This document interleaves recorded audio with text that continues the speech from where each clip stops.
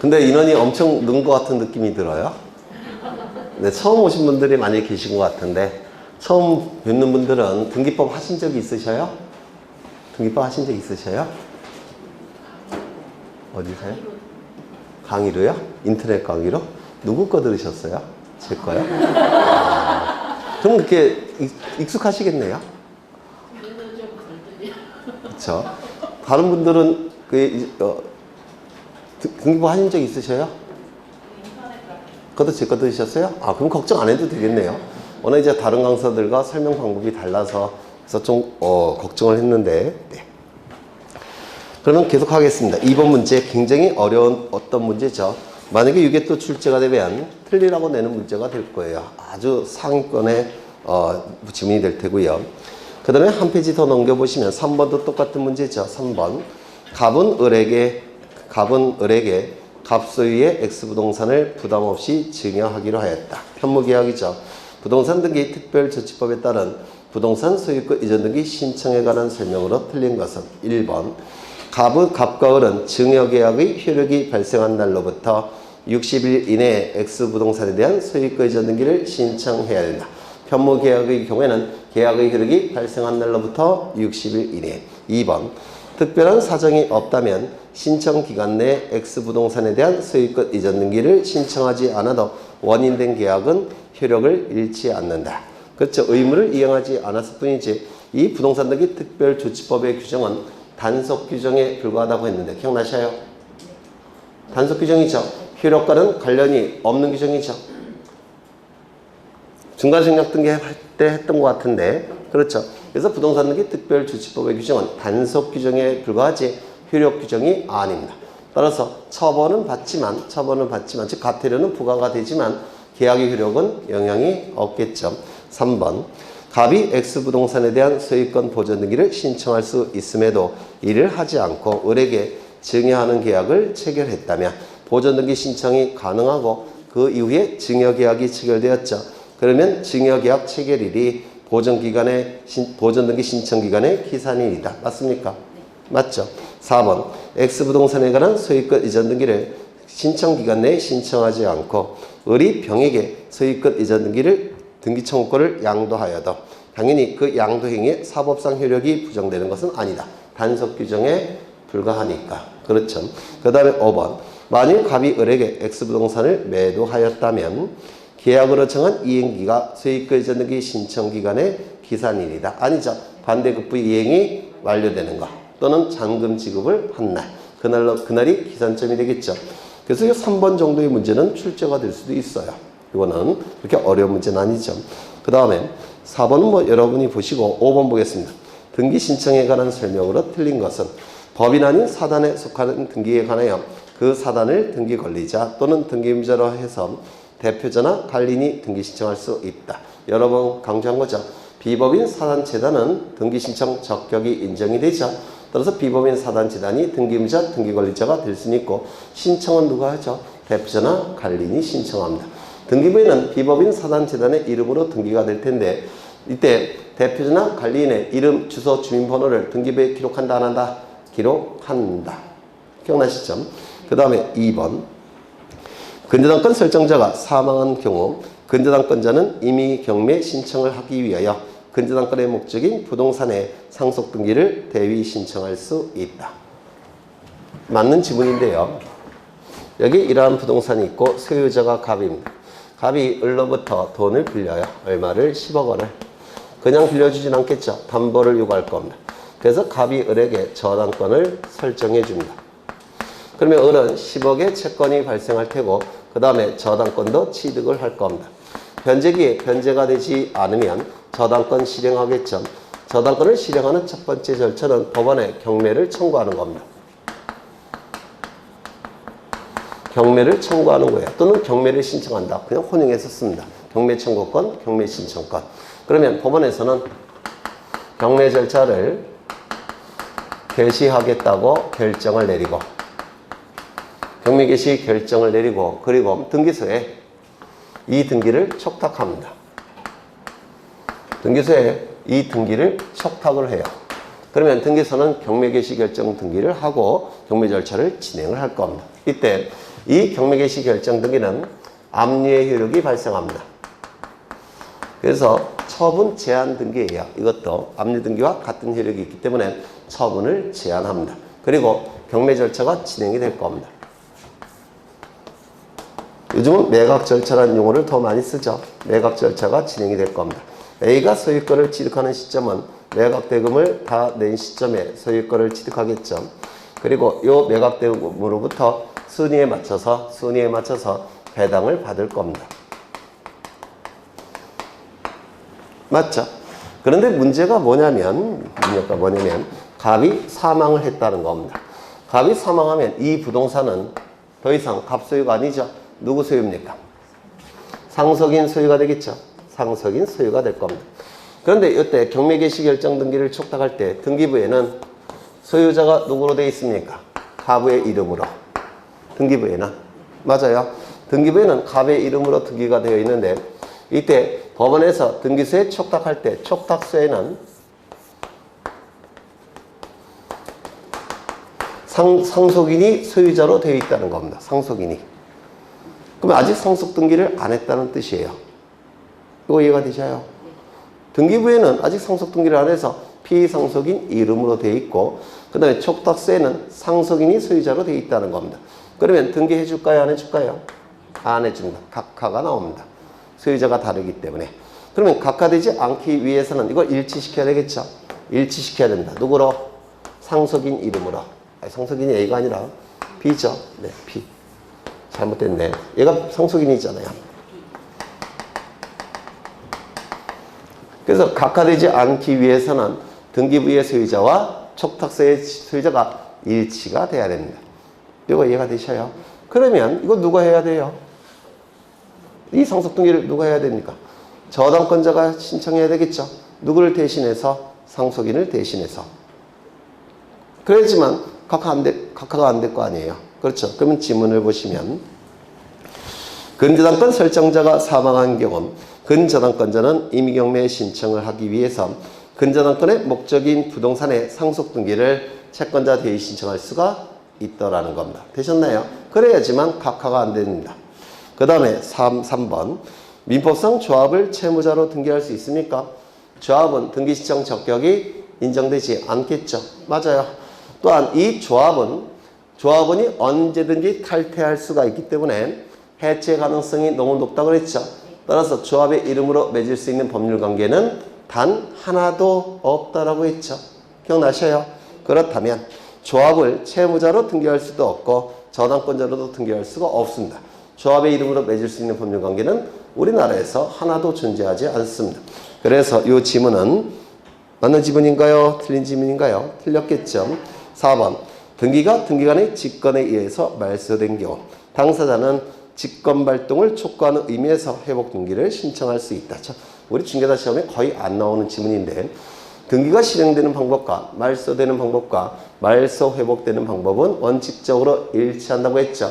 그러면 공동신청에 의한 등기는 말소도 공동신청, 회복도 공동신청, 촉탁에 의한 등기는 말소도 촉탁, 회복도 촉탁, 직권에 의한 등기는 말소도 직권, 회복도 직권. 맞아요. 그러면 직권에 의해서 말소가 됐다면 회복도 어떻게 이루어지죠? 직권에 의해서 회복이 됩니다. 그런데 등기관이 직권에 의해서 회복을 해야 되는데 문제는 차일피일 미루다라는 겁니다. 그럴 수 있겠죠? 그러면 말소된 등기명의는 가만히 있을 수는 없겠죠? 등기소에 가서 빨리 해달라 이렇게 요구하겠죠? 이게 바로 직권 발동을 촉구하는 의미 이렇게 얘기를 하는 겁니다. 직접 신청할 수는 없어요. 왜? 직권에 의해서 말소가 됐으니까 회복도 직권에 의해서 이루어져야 됩니다. 근데 등기관이 안 해주더라는 겁니다. 직권으로. 그러면 등기소에 가서 이제 소장 나와. 좀 더 강하게 어필하려면 칼도 이렇게 휘두르고 칼보다는 낫이 더 낫겠네요. 이렇게 막 휘두르면서 이게 바로 직권 발동을 촉구하는 의미 이렇게 얘기를 하는 겁니다. 우리 중개사 시험에서는 한 번도 나온 적이 없는 용어죠. 그래서 이 지문은 맞는 지문이에요. 사실은. 근데 모르셔도 전혀 상관이 없습니다. 직권 발동을 촉구하는 의미. 네. 법적인 신청권이 있다는 겁니까? 없다는 겁니까? 법적인 말소회복 등기 신청권이 있다는 거예요? 없다는 거예요? 없다는 거죠. 직권으로 말소됐으니까 법적으로는 직권으로 회복돼야 되는 겁니다. 그러면 말소등기 회복등기 시정권이 있습니까? 없습니까? 없다는 거예요. 그게 바로 직권 발동을 촉구하는 의미 이런 표현을 쓰는 겁니다. 그 다음에 회복등기 신청권이 법적으로는 없다는 뜻이에요. 이게. 그 다음에 5번 매매 계약을 원인으로 세입권 이전 등기 시 거래 가액을 신고한 경우 별도로 검인을 받을 필요는 없다. 부동산 거래계약 신고필증 정보가 등기소에 제공이 되면 이 검인계약서는 제출할 필요가 없습니다. 이유는 부동산 거래계약 신고필증 정보 교부권자와 검인권자가 일치가 됩니다. 따라서 부동산 거래계약 신고필증 정보가 등기소에 제공이 될 때는 이때는 검인도 받은 것으로 간주를 합니다. 토지거래 허가정보도 마찬가지죠. 토지거래 허가정보가 등기소에 제공이 되면 그 허가권자와 검인권자가 일치가 되기 때문에 검인계약서를 따로 제출할 이유가 없습니다. 이거 다 했던 것들인데, 그죠? 넘기겠습니다. 6번을 보시면 등기 의무자 및 등기 권리자의 지정에 관한 설명으로 틀린 것은 1번 전세권 말소 등기 등기 의무자는 누굽니까? 전세권자겠죠. 불이익이 발생하는 자. 2번 근저당권의 이자 금액을 증액하는 근저당권 변경 등기의 등기 의무자는 근저당권 설정자이다. 이거 맞아요? 틀려요? 네? 맞아요? 틀려요? 이자 금액을 증액한다는 겁니다. 그러면 불이익이 발생한 자는 누구예요? 설정자예요. 네. 네? 이거 맞는 지문이에요? 틀리는 지문이에요? 지우세요, 그냥. 왜냐면 잘못된 문장입니다. 근저당권의 경우에는 이자가 등기부에 기록되어야 안 돼요. 네? 근저당권은 이자가 기록되지 않습니다. 채권 최고액 안에 다 포함되어 있는 거예요. 그러면 이자 자체가 기록되지 않는데 증액함에 이런 말을 쓸 수가 있습니까? 없어요. 근저당권은 이자가 기록되지 않습니다. 이자는 일반 저당권일 때만 기록하는 겁니다. 그래서 문제를 잘못 만드신 거예요. 만약에 일반 저당권으로 보게 되면 이자 금액을 증액한다면 등기부만 놓고 볼 때 누구에게 이익이 발생합니까? 설정자에게 이익이 발생하죠. 따라서 설정자가 등기 권리자가 될 겁니다. 이자가 올라가면 일반 저당권일 때는 근데 일반 저당권일 때는 이자가 기록되지만 근저당권의 경우는 이자 자체가 기록되지를 않습니다. 근저당권 변경등기 할 수도 이자가 기록되지 않으니까 변경등기 자체가 불가능해요. 민법에서 하셨죠? 근저당권은 이자를 기록하지 아니한다. 채권 취급 안에 당연히 이자가 포함되니까. 따라서 근저당권의 경우는 이자가 증액이 되건 감액이 되건 변경등기 자체가 허용되지 않는다는 뜻이에요. 네, 문제를 잘못 만드신 거예요. 일반 저당권으로 하게 되면 이게 일반 저당권으로 하게 되면 이자가 증액이 되면 설정자가 이자를 더 많이 받죠. 따라서 설정자가 등기 권리자, 저당권자가 등기 의무자가 돼요. 하지만 근저당권의 경우는 이자 자체가 기록되지를 않습니다. 문제를 잘못 만드신 거고요. 3번 소유권 이전 청구권 가등기 후 그 부동산의 소유권이 제3자에게 이전되었다면 가등기에 기한 본등기 등기 의무자는 제3취득자입니까? 누구예요? 본등기 의무자는 가등기 의무자로 고정되어 있다고 했죠. 기억나셔요? 본등기 의무자는 가등기 의무자로 고정되어 있기 때문에 제3취득자가 본등기 의무자가 될 수 없죠. 네, 이거 민법에서도 요즘 자주 출제가 된다고 했죠. 다시요. 본등기 의무자는 가등기 의무자로 고정되어 있습니다. 따라서 가등기 의무자로 고정되어 있으니까 네, 본등기 의무자가 가등기 의무자가 될 겁니다. 그 다음에 4번 저당권 설정 등기 후 소유권이 제3자에게 이전된 경우 저당권 말소 등기 등기 권리자는 저당권 설정자 또는 저당권자가 된다. 이거 맞아요? 틀려요? 문제 안 풀어오셨어요? 이것 좀 보겠습니다. 여기에 이러한 부동산이 있고 소유자가 갑입니다. 갑이 을로부터 돈을 빌립니다. 얼마를? 10억 원을. 그냥 빌려주진 않겠죠. 그래서 저당권을 설정하게 될 겁니다. 저당권이 설정되기 위해선 저당권 설정 계약이 체결돼야 되고, 그리고 저당권 설정 등기까지 이루어지면 저당권이 설정이 될 겁니다. 그러면 을은 10억의 채권이 발생할 테고 저당권도 취득을 하게 될 겁니다. 이 상태에서 갑은 병과 매매 계약을 체결합니다. 그리고 소유권 이전 등기까지 갖춥니다. 그래서 현재 소유권자는 병이 돼요. 이때 피담보 채권이 변제가 됐다는 겁니다. 피담보 채권이 변제가 이루어지면 부정성에 의해서 피담보 채권이 소멸되니까 저당권도 어떻게 됩니까? 소멸되겠죠. 따라서 이 등기는 말소가 돼야 된다. 이 등기가 말소됨으로 인해서 등기만 놓고 볼 때 불이익이 발생한 자는 누굽니까? 을 등기 의무자. 이익이 발생한 자는 누굽니까? 갑이에요, 병이에요? 갑이니까 병입니다. 우리 대법원은 이 병은 요 을에게 소유권에 근거한 말소 등기 청구권이 있기 때문에 요 병은 등기 권리자라고 봅니다. 우리 대법원에서 소유권에 근거한 말소 등기 청구권을 근거로 해서 현재 소유자는 저당권 등기에 말소 등기에 등기 권리자의 지위를 인정해 줍니다. 그러면 이 말소 등기 청구권이 병에게 있기 때문에 병이 등기 권리자라고 한다면 갑도 등기 권리자의 지위를 인정받을 수 있습니까? 없습니까?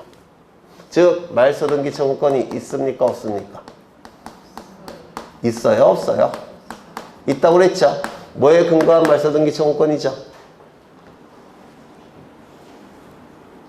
계약서에는 변제가 이루어지면 그 즉시 을은 저당권 등기를 말소한다 라는 문구가 있을까요? 없을까요? 있죠. 그래서 우리 대법원은 설정 계약에 근거해서 말소 등기를 청구할 수 있다라고 판시합니다. 그럼 설정 계약에 근거한 말소 등기 청구권이 있기 때문에 우리 대법원은 갑도 말소 등기의 등기 권리자의 지위를 인정해 줍니다. 그래서 말소 등기의 등기 의무자는 저당권자 을, 등기 권리자는 갑 또는 병 이렇게 되는 겁니다. 이것도 민법에서 단골로 출제가 되는 거죠. 좀 기억하셔야 돼요. 그런데 이런 경우도 있을 겁니다. 이 저당권 설정 계약이 무효, 취소, 해제를 통해서 원인 무효가 됐다면 이 을의 저당권은 어떻게 되죠? 소급해서 소멸되겠죠. 법률행위 플러스 등기 물권 변동인데 이 설정 계약이 원인 무효가 됐다면 법률행위가 실효가 됐죠. 그럼 을은 저당권 발생합니까? 발생하지 않습니까? 발생하지 않죠. 그러면 이 등기도 어떻게 돼야 되죠? 말소돼야 되겠죠. 이 등기가 말소됨으로 인해서 등기만 놓고 볼 때 불이익이 발생한 자는 누굽니까? 병, 등기 의무자. 그 다음에 을 등기 의무자. 그러면 병은 등기 의무자, 등기 권리자가 됩니까? 안 됩니까? 병은 소유권에 근거해서 말소 등기 청구할 수 있죠. 맞아요? 안 맞아요? 맞죠? 그래서 이 병은 등기 권리자가 된다라고 얘기합니다. 말소 등기의 등기 권리자. 그러면 갑도 말소 등기를 청구할 수 있을까요? 없을까요? 있어요? 없어요? 설정 계약에 근거한 말소 등기를 청구할 수 있습니까? 없습니까? 없죠. 왜? 원인 무효니까. 그렇죠. 설정 계약에 근거한 말소 등기는 청구할 수 없죠. 그러면 말소 등기 청구권이 갑에게는 없으니까 등기 권리자가 됩니까? 안 됩니까? 안 되는 겁니다.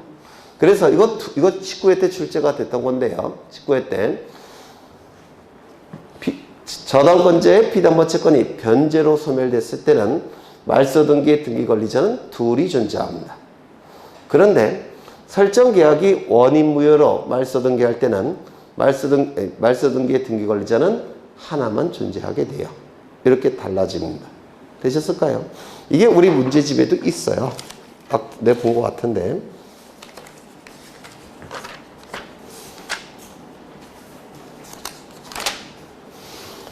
(190쪽을) 보십니다. 190쪽. 190쪽에 19번 문제를 보시면 피셨나요? 거기 보시면 19번 문제.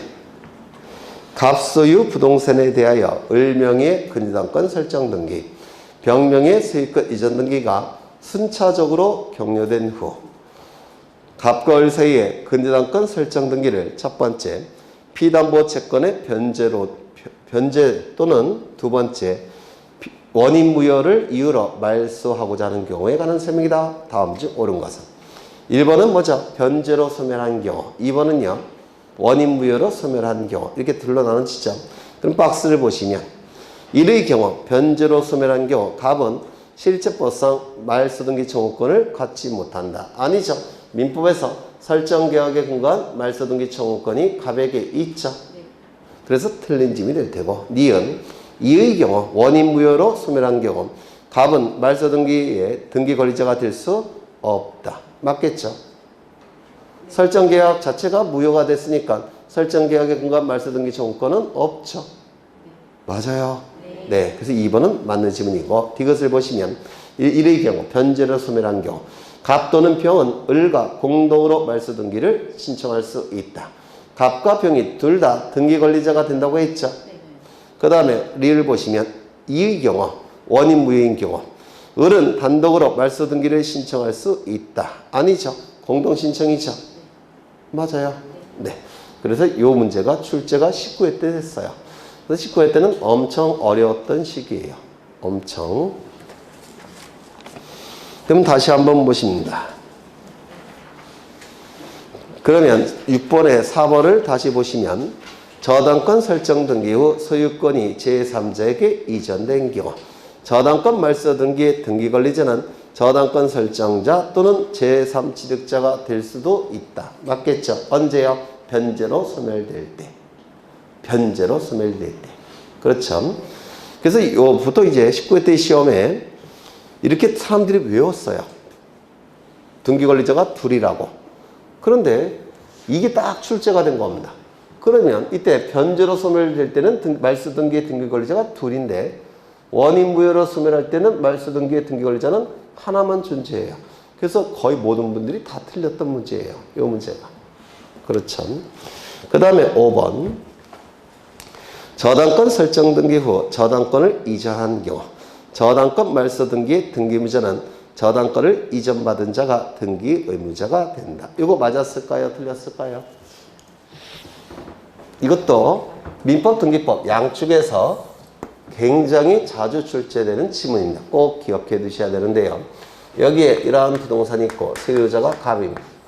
갑이 을로부터 돈을 빌립니다. 10억 원을. 그냥 안 빌려주겠죠. 담보를 요구할 테고 저당권을 설정할 겁니다. 을은 10억의 채권이 발생할 테고 저당권 설정 등기까지 갖추면 저당권을 취득하게 될 겁니다. 그런데 이 을이 돈이 갑자기 필요해요. 돈을 만드는 방법은 이 채권을 청구하면 되겠죠. 그런데 변제기가 아직도 1년이나 남았습니다. 변제를 청구할 수 없겠죠. 그러면 을이 돈을 만들 수 있는 방법 중에 하나가 이거 다른 사람에게 돈 받고 팔면 돼요. 이를 채권 양도라고 얘기합니다. 그러면 이 을을 채권을 넘기는 사람 양도인이라고 불러요. 넘길 양, 넘길 도자. 채권을 넘기는 사람. 이 병을 채권 양수인. 이게 넘길 양자 받을 숫자. 넘겨서 받는 사람 양수인.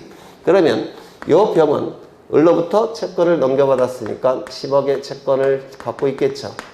그리고 수반성에 의해서 저당권도 어떻게 됩니까? 따라가요. 따라서 저당권의 주체가 달라졌으니까 무슨 등기할까요? 저당권 이전 등기를 하게 될 겁니다. 그러면 이 저당권 설정 등기는 소유자로부터 첫 번째니까 주등기. 저당권 이전 등기는 소유자로부터 두 번째니까 무슨 등기입니까? 부기 등기예요. 이때 채무자 갑은 이걸 변제하더라는 겁니다. 변제가 이루어지면 소멸하겠죠.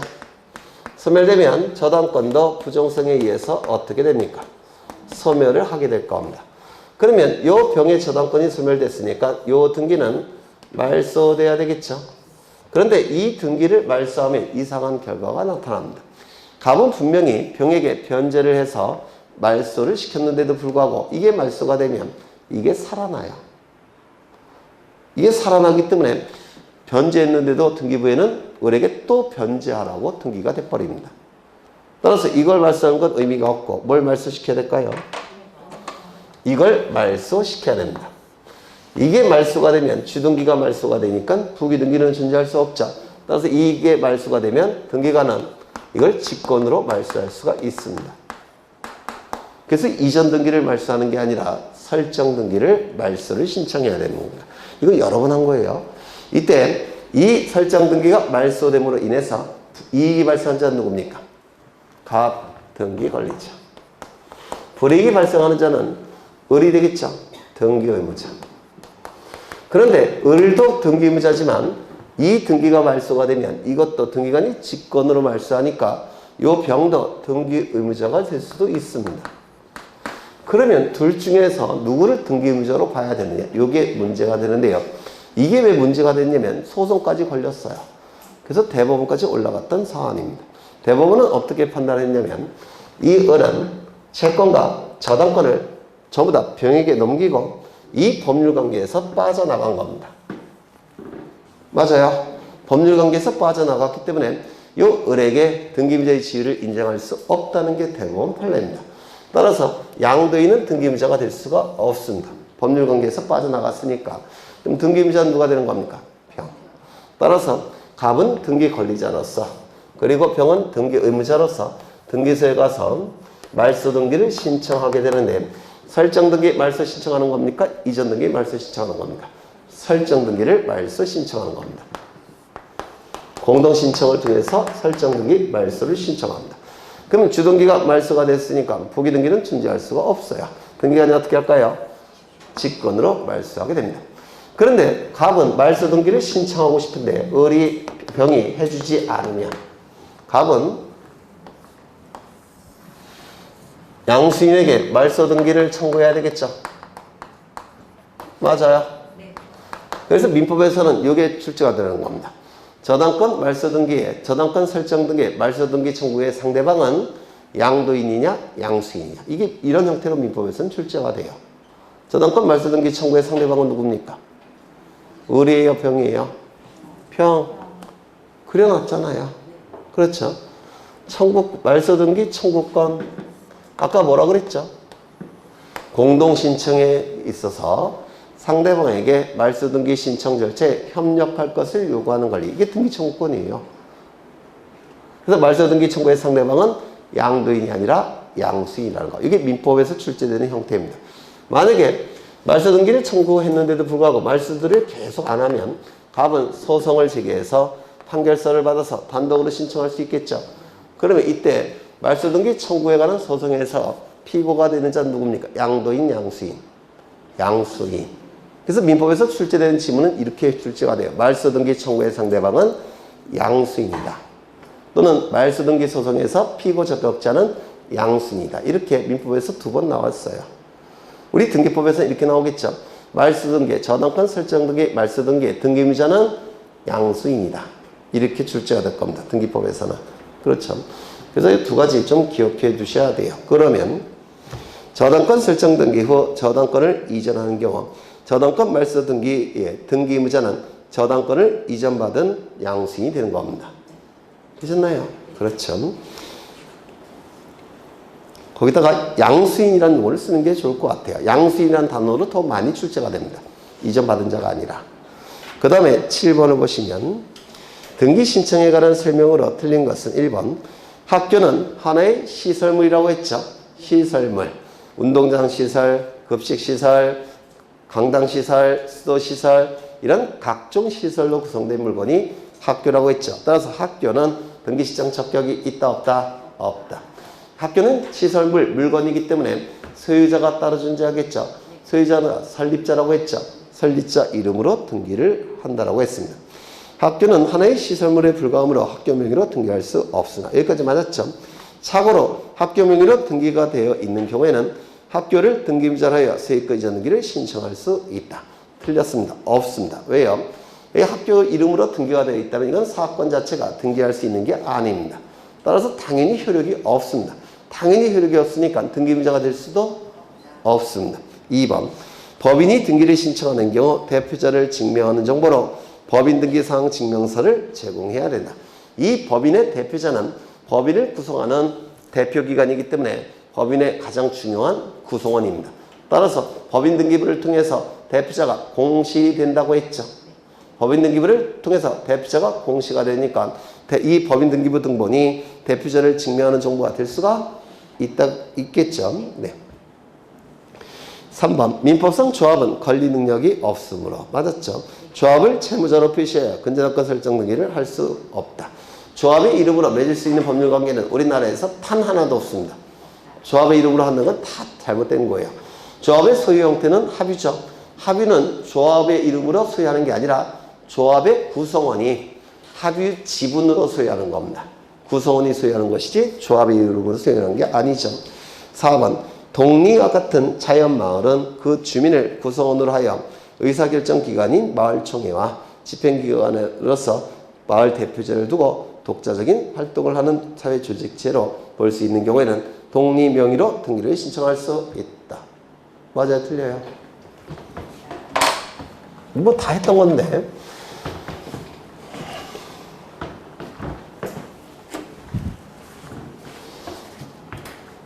사람은 크게 자연인도 있고 법인도 있죠. 그래서 자연인도 등기신청 적격이 있고 법인도 등기신청 적격이 있을 겁니다. 이때 이 법인의 대표 주자가 누구냐면 국가나 또는 지방자치단체예요. 그러면 국가법인, 지방자치단체, 법인이기 때문에 국가나 지방자치단체는 등기신청 적격이 있다 없다? 있다. 그렇죠. 그런데 이 지방자치단체 인지가 문제가 되는 게 누구냐면 읍면동리입니다. 얘네는 지방자치단체 인지가 문제가 됩니다. 그런데 지방자치단체가 되기 위해서는 그 장이 공직선거법에 의해서 선거로 선출이 돼야지만 지방자치단체가 됩니다. 그런데 여기 읍장님, 면장님, 동장님, 이장님은 공직선거법에 의한 선거에 의해서 선출되는 자들이 아니에요. 전부 다 임명직입니다. 임명직이기 때문에 얘네는 지자체가 아니라 행정기관에 불과합니다. 지자체 소속의 행정기관에 불과합니다. 그렇다면 어떤 분이 이장님은 선거에 의해서 선출되는 자가 아니냐? 박수로. 그건 공직선거법에 의해서 선출되는 게 아닙니다. 공직선거법에 의한 선거는 직접, 평등, 비밀, 보통 선거에 의해서 선출이 돼야 돼요. 근데 얘는 박수로 선출되죠. 이장님은 동네 사람들 모여서 이장 천사와 뭐 이러지 않습니까? 이거는 선거법에 의해서 선출된 것도 아니고요. 이 박수로 이장님을 뽑은 게 아니라 면장님, 읍장님에게 추천하는 겁니다. 그럼 읍장이나 면장이 이장님을 임명하는 거예요. 그래서 이거는 선출이 아닙니다. 임명직이에요. 따라서 읍면동리는 지자체가 될 수가 없기 때문에 등기시청 적격이 인정될 수가 없다라고 했죠. 단순한 행정기관에 불과하니까. 그런데 이러한 경우가 있다고 그랬죠.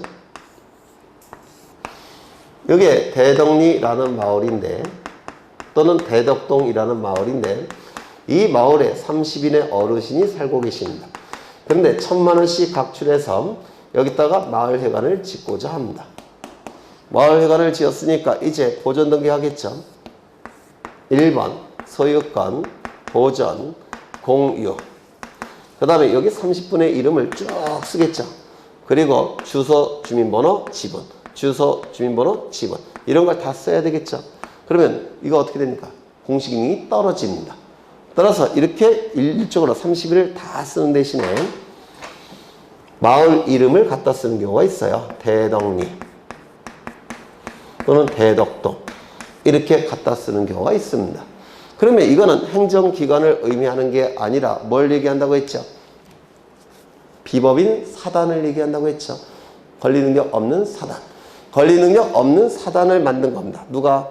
요 30인이 이 마을회관을 소유할 목적으로 비법인 사단을 만든 거예요. 이 비법인 사단의 명칭을 마을 이름을 갖다 쓴 겁니다. 이걸로. 맞아요. 그래서 이거는 행정기관을 의미하는 게 아니라 비법인 사단의 명칭을 갖다 쓴 겁니다. 되셨어요? 그러면 비법인 사단이 되기 위해서는 일정한 요건을 갖춰야 됩니다. 그 요건이 뭐예요? 거기 나와 있는 거죠. 마을회의가 있어야 되고 마을의 대표자가 있어야지만 비법인 사단의 실질적 요건 이렇게 얘기합니다. 형식적 요건은 뭐죠? 정관 기타 규약이 만들어져야 되겠죠. 정관 기타 규약은 형식적 요건이고 실질적 요건은 마을 회의가 있어야 되고 의사결정 기관, 그걸 마을 회의. 그 다음에 대표자가 있어야 됩니다. 대표자 누구죠? 이장님. 그러면 비법인 사단의 실질적 요건을 갖춘 겁니다. 그리고 정관 기타 규약까지 만들어지면 형식적 요건도 갖춘 거예요. 그러면 등기신청 적격이 인정이 되는 겁니다. 이거 이해가 되셔요? 다시 한번 읽어보죠. 동리와 같은 자연마을은 그 주민을 구성원으로 하여 의사결정기관인 마을총회. 이게 첫 번째 요건입니다. 의사결정기관이 있어야 됩니다. 마을회의. 마을회의가 의사결정기관이 되겠죠. 집행기관으로서 마을 대표자를 두고 대표자가 있어야 돼요. 누구죠? 이장님. 그 양반을 대표자 집행기관 이렇게 불러요. 독자적인 활동하는 사회조직체. 독자적인 활동하는 사회조직체. 이게 뭐죠? 비법인 사단. 그때는 독립명의로 등기를 신청할 수 있다. 여기서 독립명의는 행정기관을 의미하는 게 아니라 비법인 사단의 명칭을 얘기하는 겁니다. 명칭. 되셨을까요? 그렇죠.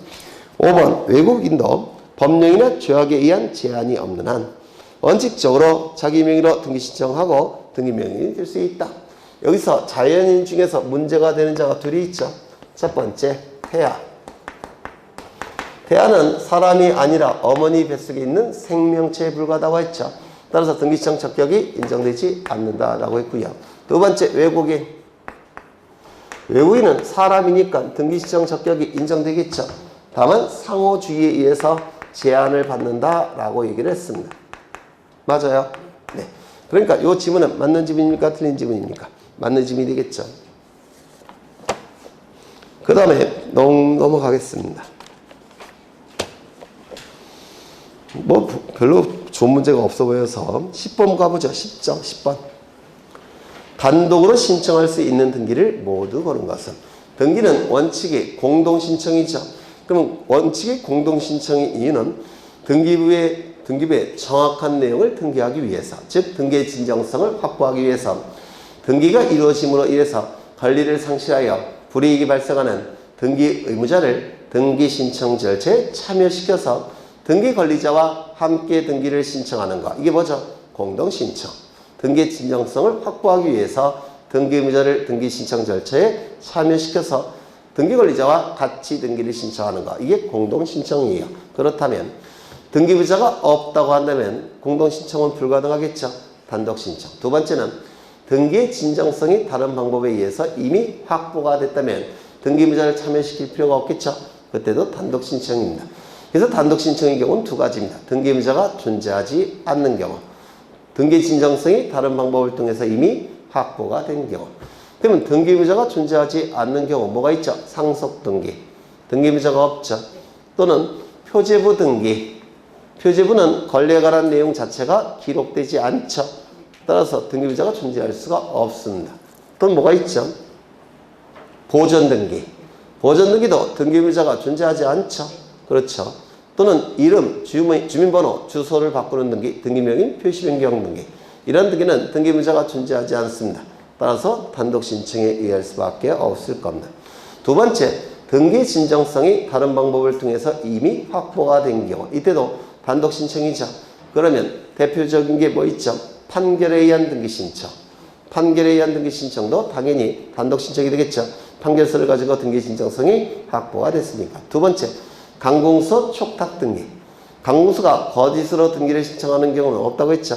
그래서 강공서의 촉탁은 단독 촉탁이 원칙인 겁니다. 그러면 1번. 소유권 보존 등기, 말소 등기. 소유권 보존 등기가 단독 신청이니까 말소도 단독 신청에 통해서 이루어지게 될 겁니다. 2번. 근저당권 채권 최고액을 감액하는 변경 등기. 이건 대단히 중요한데요.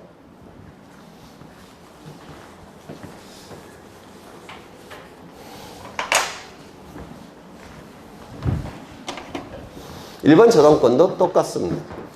여기 이러한 부동산이 있고 소유자가 갑입니다. 갑이 10억 원을 한도로 해서 돈을 빌리고자 합니다. 그냥 안 빌려주겠죠. 담보를 요구할 테니까 근저당권을 설정하여 줄 겁니다.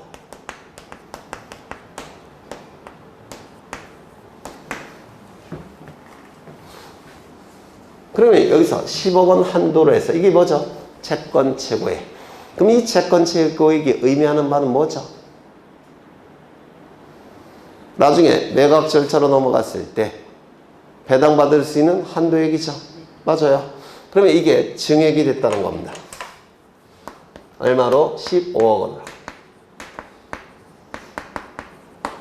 여기서 한도라는 표현은 최고액이라는 뜻이에요. 최고액. 그러면 이제 채권 최고액은 근저당권의 내용이죠.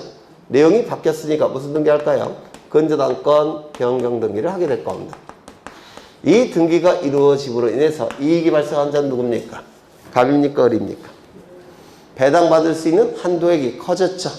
따라서 이익이 발생한 자는 을 등기 관리자.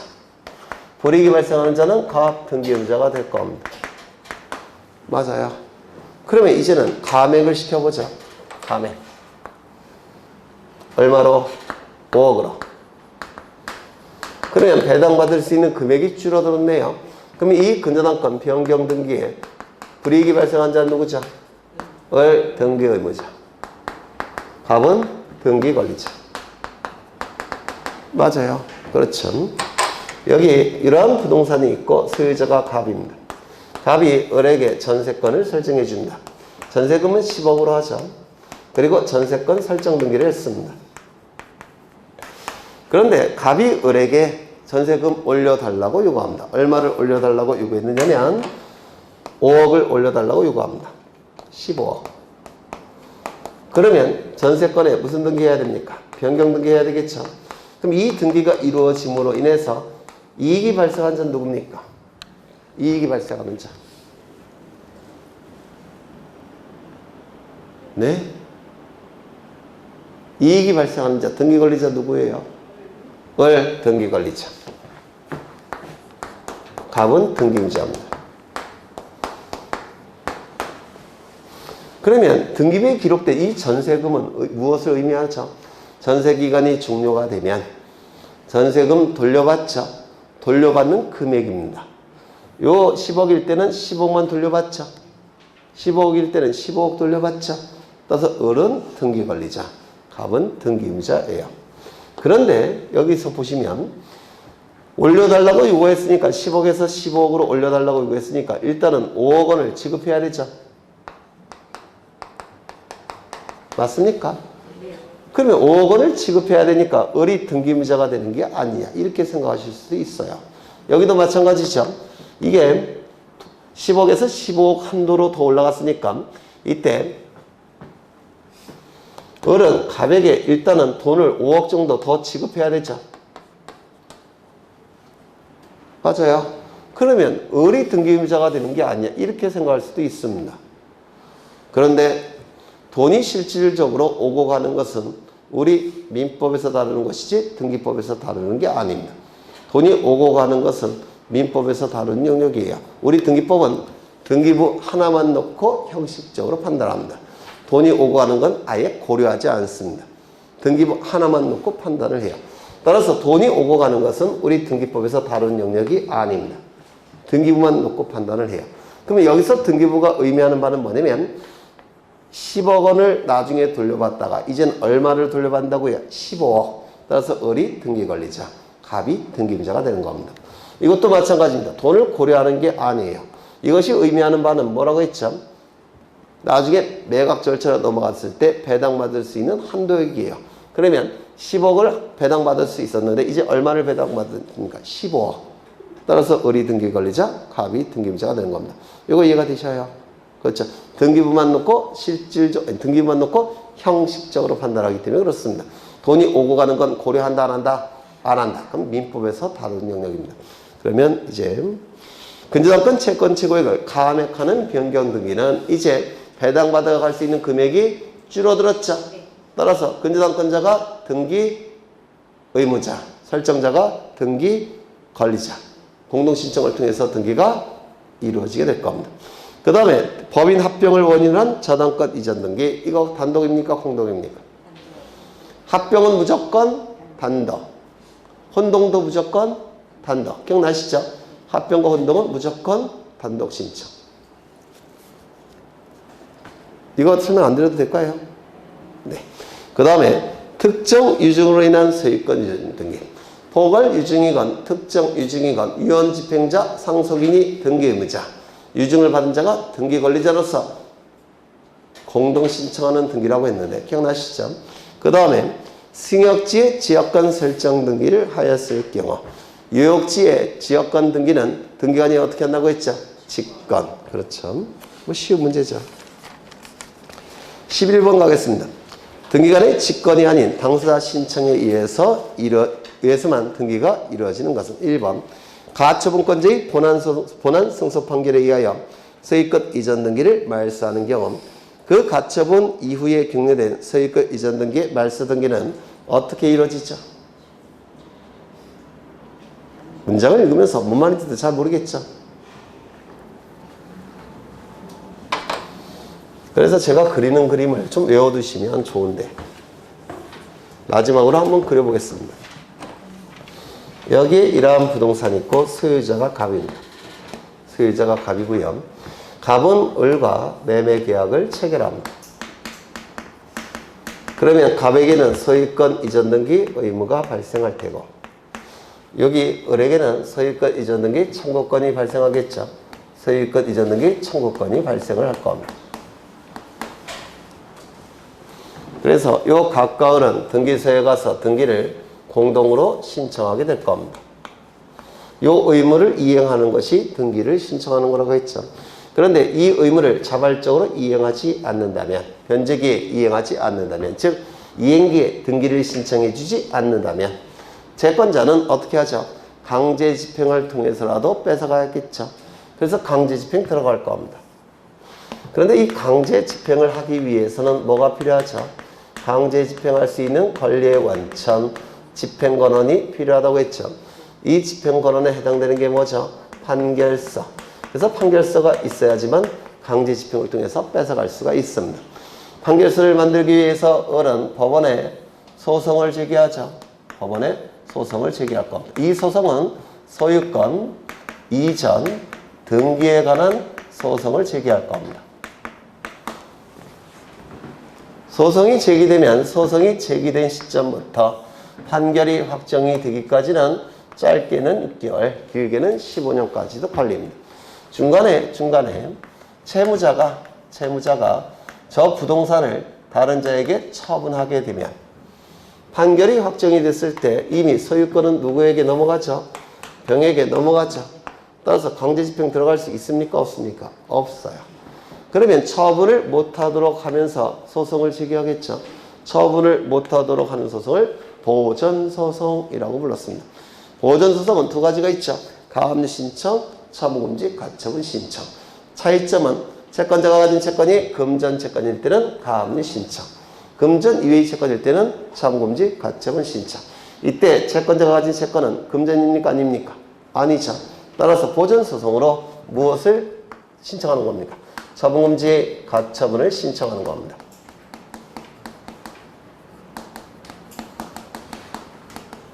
이거를 본안소송이라고 불렀고 이것을 보전소송이라고 부릅니다. 그래서 본안소송과 보전소송은 보통 같이 제기를 하는 겁니다. 이때 이 본안소송은 심리가 꼼꼼히 진행이 돼야 돼요. 시간이 많이 걸립니다.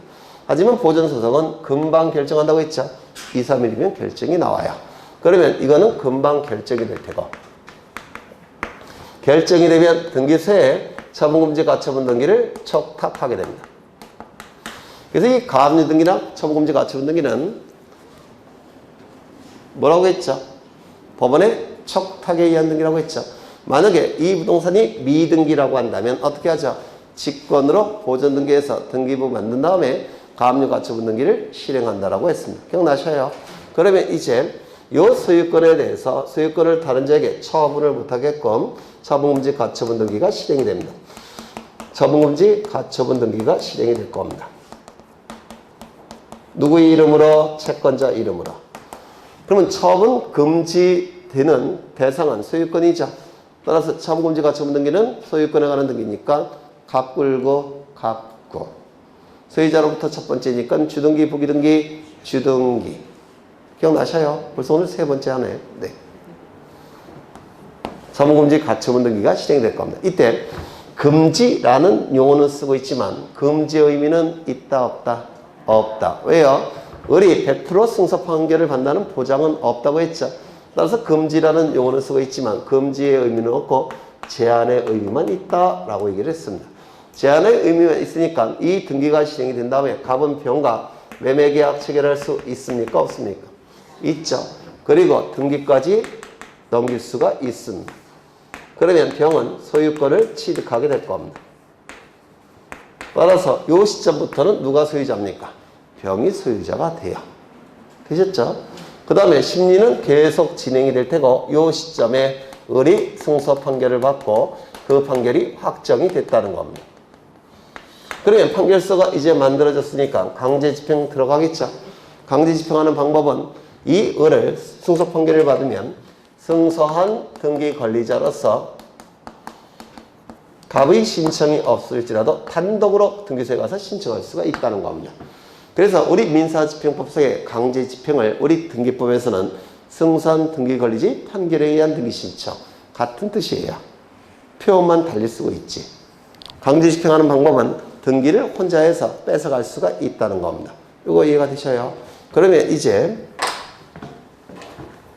이 등기 다음에 소유권 이전 등기가 이루어지겠죠. 누구의 이름으로? 채권자 이름으로. 맞아요. 강제 집행했으니까. 그러면 이 등기는 판결서를 가지고 등기를 신청한다면 단독 신청. 판결에 의한 등기 신청이니까 단독 신청이죠. 그러면 을 명의로 등기가 된 다음에 을은 또 가만히 안 있습니다. 제때 등기가 넘어온 게 아니죠. 늦게 넘어왔죠. 그만큼 을은 갑에게 추가로 손해배상을 청구합니다. 손해배상도 해줘야 돼요. 그럼 배상 금액을 줄이기 위해서는 갑이 자발적으로 등기를 해주는 경우가 있습니다. 따라서 공동신청도 가능하다라고 얘기합니다. 단독신청, 공동신청 둘 다 가능합니다. 자발적으로 해준다면 공동신청. 판결 가지고 을이 혼자 신청한다면 단독신청. 공동신청, 단독신청 둘 다 가능합니다. 이때 두 개의 소유권 등기는 양립할 수 있습니까? 없죠. 따라서 이 등기는 어떻게 해야 될까요? 말소 등기를 하는 겁니다. 이것도 판결서 가지고 말소 등기하는 거예요. 따라서 이것도 단독 신청. 두 개의 등기는 어떻게 신청이 된다고요? 동시 신청. 동시 신청이 있게 되면 등기관은 먼저 말소 등기를 합니다. 말소 등기한 다음에 을명의 소유권 이전 등기를 하게 돼요. 그러면 등기관은 을명의 소유권 이전 등기를 하니까 이 을명의 가처분 등기는 더 이상 필요 없다는 것을 직관적으로 알겠죠. 따라서 이 가처분 등기는 등기관이 어떻게 한다고요? 직권 말소. 결국은 병은 권리를 뺏깁니다. 그렇겠죠. 이를 처분 금지효가 아니라 처분 제한의 효라고 말씀을 드렸어요. 그래서 이거 13번째 쓴 거죠. 그럼 다시 한번 읽어보죠. 1번. 가처분권자 을의 본안 승소 판결에 의하여 소유권 이전 등기를 말소하는 경우, 즉 병명의 소유권 이전 등기를 말소하는 경우, 그 가처분 이후에 경된 소유권 이전 등기 말소 등기는 단독 신청, 공동 신청, 단독 신청. 판결서에 의한 말소 신청이니까 단독 신청. 되셨나요? 네. 그 다음에 2번. 소유권 이전 등기를 말소하는 경우 말소되는 소유권을 바탕으로 한 이 전세권 설정 등기. 이거 어떻게 말소가 되죠? 어떻게 말소돼요? 직권 말소. 왜요? 여기에 이러한 부동산이 있고 소유자가 갑입니다. 갑이 을과 매매 계약을 체결합니다. 이 안에 뭐가 있죠? 물권 행위. 소유권 이전 등기까지 이루어지면 갑의 소유권은 을의 소유권으로 변동이 될 겁니다. 이때 을은 병에게 무슨 등기 해줬나요? 전세권 등기? 전세권을 설정해 줍니다. 그래서 병은 전세권 설정 등기를 갖춘 상태입니다. 이때 갑과 간의 매매 계약이 무효, 취소, 해제가 되면 두 개의 요건 중에서 하나가 실효됐으니까 소유권 변동은 없는 상태로 복귀하겠죠. 맞아요. 그러면 이 등기는 갑의 소유권을 침해하는 등기니까 말소가 돼야 될 겁니다. 이 등기가 말소됨으로 인해서 등기부만 놓고 볼 때 불이익이 발생한 자는 누굽니까? 을 등기 의무자. 이익이 발생한 자는 누구죠? 갑 등기 권리자. 그래서 갑과 을은 말소 등기를 공동으로 신청하게 될 겁니다. 맞아요. 그러면 이 등기가 말소가 되면 등기부만 놓고 볼 때 을이 병에게 해준 이 전세권 등기는 무권리주의 처분행위에 해당이 됩니다. 따라서 을의 병의 전세권도 소멸되겠죠? 소멸이 될 겁니다. 따라서 손해가 발생합니까? 손해가 발생하죠.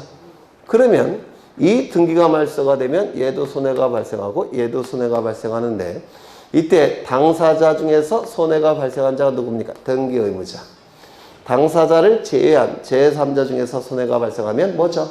등기상 이해관계인. 당사자 중에 손해가 발생하면 등기 의무자.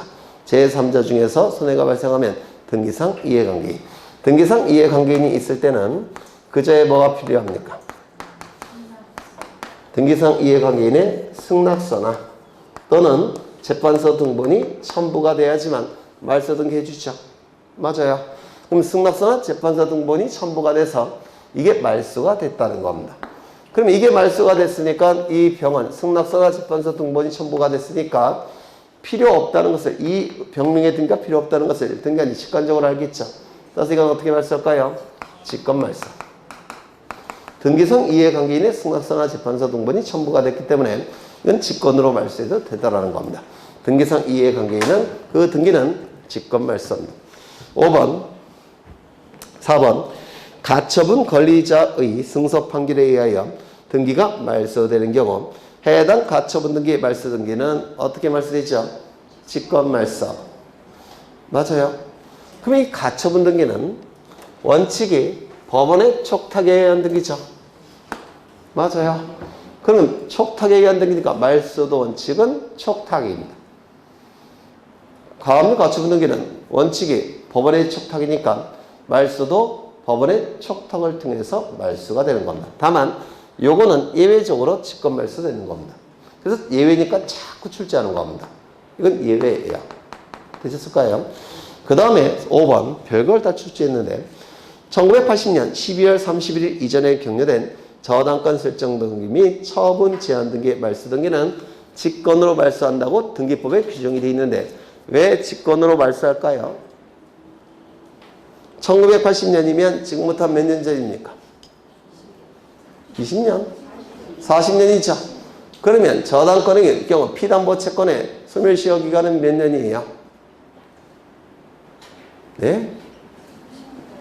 10년. 그렇죠. 그러면 80년 이전에 각종 채권들은 80년 이전에 발생한 각종 채권은 소멸시효가 끝났겠죠. 소멸시효가 당연히 끝났다는 겁니다. 너무 오래 전이니까. 따라서 등기관이 발견했다면 소멸시효가 완성이 됐기 확실하니까 등기관이 등기를 발견했다면 어떻게 할 수 있다는 겁니까? 직권말소할 수 있다는 뜻이에요. 이게 소멸시효 기간이 확실히 끝났으니까 그런 뜻입니다. 그 다음에 12번을 보시면 등기관의 직권에 의하여 등기가 개시되는 경우가 아닌 것은 1번 등기관의 처분에 대해서 이의신청이 있는 것으로 인정되는 경우 법원과 등기소의 관계는 대등한 국가기관입니다. 법원은 재파원 업무를 담당하는 국가기관, 등기소는 등기 업무를 담당하는 국가기관. 둘 다 사법부 소속의 대등한 두 국가기관이에요. 그렇다면 법원이 등기소에 등기를 요구할 때는 명령입니까? 신청입니까? 신청이에요. 아니, 명령입니까? 촉탁입니까? 촉탁입니다. 촉탁. 그래서 이 가압류 등기, 가처분 등기 이거 전부 다 법원의 촉탁에 의한 등기입니다. 대등한 두 국가기관이기 때문에 법원에서 등기소에 등기를 요구하는 건 촉탁이 원칙입니다. 다만 이의신청 절차에서 법원은 등기관의 처분 결정을 취소할 수도 있죠. 맞아요. 따라서 이의신청 절차에서만 명령관계입니다. 상하관계예요. 등기소와 법원은 원칙은 대등한 관계라서 등기를 요구할 때는 촉탁이 원칙입니다. 다만 이 신청 절차에서만큼은 법원이 상급 국가기관, 등기소는 하급 국가기관입니다. 따라서 이 신청 절차에서 나타나는 게 뭐죠? 명령에 의한 등기. 맞아요. 기억나시죠? 그러면 1번 지문은 명령이 되겠죠. 명령. 2번 판매에 의한 권리취득의 등기를 할 때 판매특약의 말소 등기는 어떻게 이루어진다고 했죠? 직권말소. 이거 꼭 기억해 두려고 했죠. 3번 미등기 부동산에 대한 소유권의 처분 제한의 등기를 위한 소유권 보존 등기 어떻게 한다고 했죠? 직권이죠. 직권에 의한 소유권 보존 등기는 반드시 법원에 촉탁이 있어야 됩니다. 두 번째, 소유권에 관한 처분 제한 등기 촉탁해야 돼요. 그러면 가세관청이 압류 등기를 촉탁할 때는 직권 보존 등기 할 수 있다 없다? 아니, 금방 말씀드렸는데 직권 보존 등기가 되기 위해서는 반드시 법원에 촉탁해야 됩니다. 그리고 소유권에 관한 처분 제한 등기 촉탁해야 돼요. 그러면 가세관청에 압류 등기 촉탁이 있을 때 직권 보존 등기 할 수 있다 없다? 없다. 왜요? 법원이 아니니까. 맞아요. 그러면 미등기 부동산에 대해서 가세관청 세무사가 압류 등기를 촉탁할 때 등기가 될까요? 안 될까요? 안 되겠죠. 무슨 말인지 모르시겠어요? 여기 미등기 부동산이 있고요. 소유자가 갑입니다. 그런데 여기 세무서가 있다는 겁니다. 그러면 세금을 납부해야 되겠죠. 근데 세금을 납부하지 않습니다. 세금을 납부하지 않으면 세무서는 계속 독촉할 겁니다. 세금 내라고. 계속 독촉하는데도 불구하고 여전히 세금을 납부하지 않으면 세무서는 체납 처분을 합니다. 체납 처분의 의미는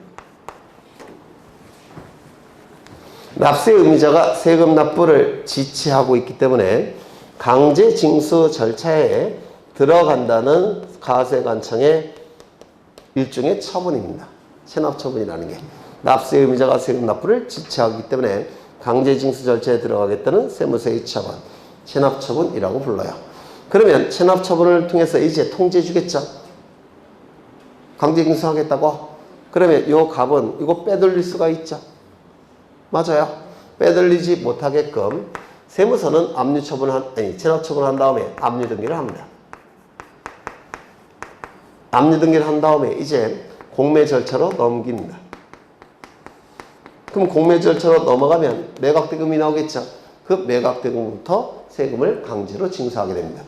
되셨을까요?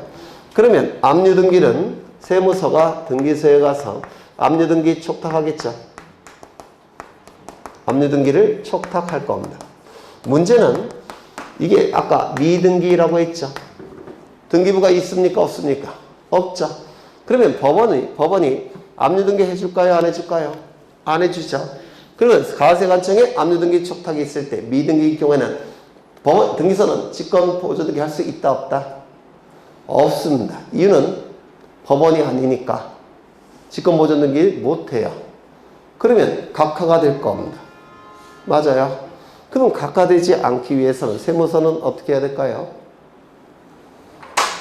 세무서는 갑에게 조세 채권이 있죠. 채권자. 그리고 갑은 보존 등기를 신청할 권리가 있죠. 보존 등기 신청권. 그리고 갑명의 보존 등기는 갑의 불리한 등기는 아니죠. 뭘 할 수가 있습니까? 대위 신청.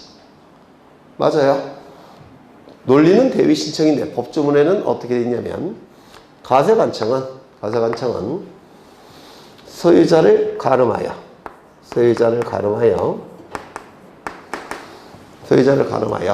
보존 등기를 함께 촉탁할 수 있다. 이렇게 규정되어 있습니다.